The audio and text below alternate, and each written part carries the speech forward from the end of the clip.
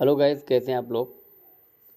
आज हम बताऊंगा आपको कि अगर आप कहीं पे कोल्ड वर्क परमिट ले रहे हैं तो क्या क्या रिक्वायरमेंट होते हैं और क्या क्या डॉक्यूमेंट लगते हैं उसमें। वो डिपेंड करता है आपके काम पे, और कभी कभी डॉक्यूमेंट कम ज़्यादा होते रहते हैं। ठीक है, ऐसा नहीं कि इतने ही डॉक्यूमेंट है, वो ईश्वर के हिसाब से डिपेंड करता है उसको क्या चीज़ की नीड है। वो आपको बताएगा, आप डॉक्यूमेंट देंगे, कोई इशू नहीं होगा, परमिट आपको मिल जाएगा। लेकिन सबसे पहले आपको बेसिक डॉक्यूमेंट का प्रिपरेशन कर लेना चाहिए। ठीक है, तो यहाँ पे देखिए, यहाँ पे ये कोल्ड वर्क परमिट, ठीक है। तो यहाँ पे आप मंथ लिखेंगे, कौन से दिन काम कर रहे हैं।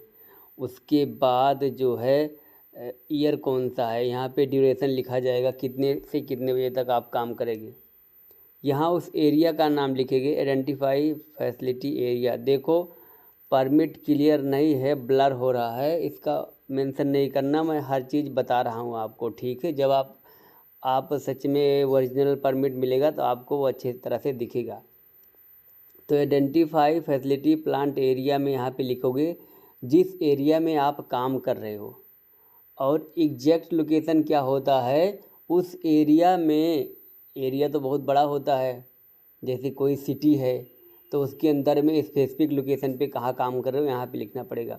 आप क्या काम कर रहे हो वो लिखना पड़ेगा, आप क्या क्या यूज करोगे। नॉर्मली कोल्ड वर्क में कोई हॉट वर्क का काम नहीं कर सकते हो, तो मशीन वशीन तो यूज नहीं होगा, तो इसमें आपको खाली इतना ही लिखना पड़ेगा, हैंड टूल्स ओनली, बस इतना ही लिखना पड़ेगा। बाद में यहाँ पे 1000 एनालिसिस चेकलिस्ट है, ये 20 क्वेश्चन है, नीचे जाएगा तो 20 क्वेश्चन है, आप उसको कर लोगे। ठीक है, यहाँ पे आप जैसे टिक कर देना, उसके बाद इसका बेसन चेकलिस्ट टिक कर देना। ठीक है, क्योंकि और उसके बाद यहाँ पे एक्स्ट्रा रहता है, प्रीस का बेसन चेकलिस्ट जो है वो भी कर देना। ठीक है, तो मैं आपको डॉक्यूमेंट बता दूँगा, परमिट भरना कैसे वो मैं किसी वीडियो में बताऊँगा आपको, अगर नीड रहेगी तो। ठीक है, तो आगे बढ़ते हैं। उसके बाद ये देखो, ये है आपका प्री एक्सकवेशन चेकलिस्ट। आप अगर जो ये होता है ना 1.2 के नीचे जाओ या ना जाओ, अगर 1.2 तक ही एक्सकवेशन कर रहे हो, प्री एक्सकवेशन चेकलिस्ट लगता ही लगता है, चाहे मैनुअल हो चाहे आपका मैकेनिकल एक्सकवेशन हो। ठीक है, ये तो हो गया प्री एक्सकवेशन चेकलिस्ट। उसके बाद आपको एक लगेगा एक्सकवेशन चेकलिस्ट, 1 मिनट, ये देखो, इसको बोलते हैं एक्सकवेशन चेकलिस्ट।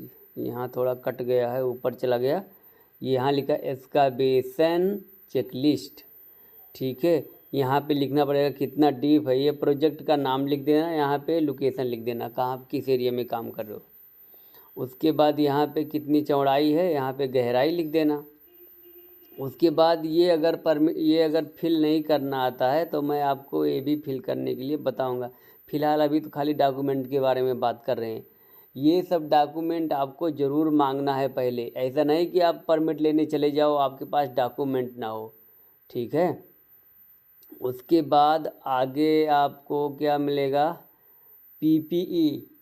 मेक श्योर कर लो आपके जो वर्कर हैं सबके पास प्रॉपर पीपीई है कि नहीं। पीपीई का मतलब पर्सनल प्रोटेक्टिव इक्विपमेंट। ओके, तो आपके पास सारा कुछ होना चाहिए। उसके बाद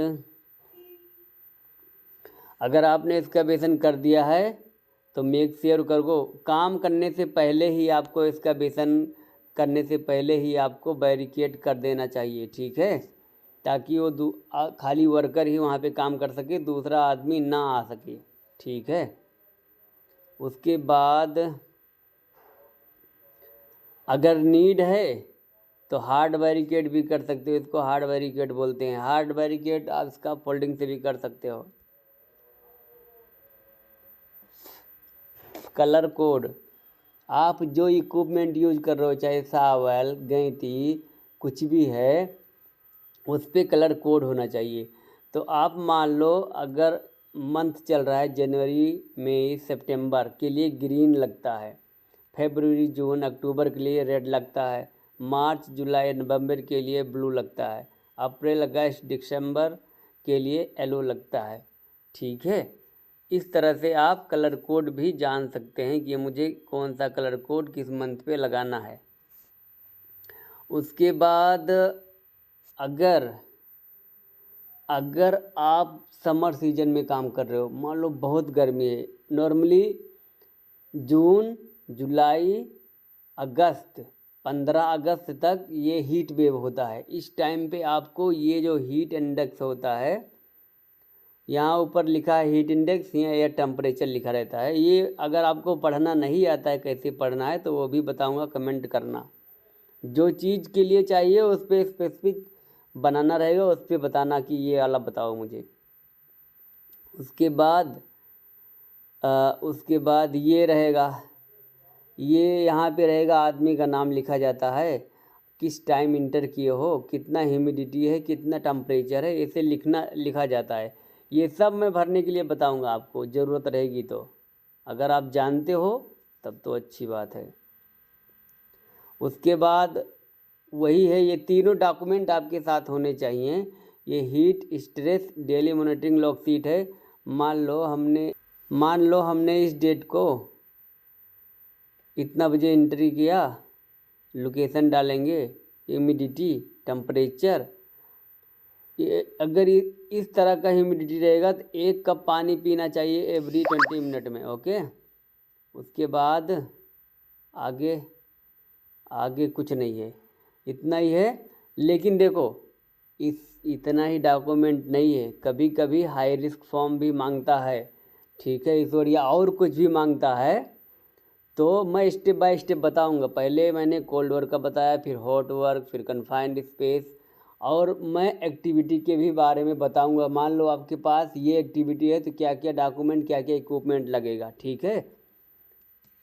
तो तब तक के लिए अपना ख्याल रखना, मिलते हैं नेक्स्ट वीडियो में। Thank you so much.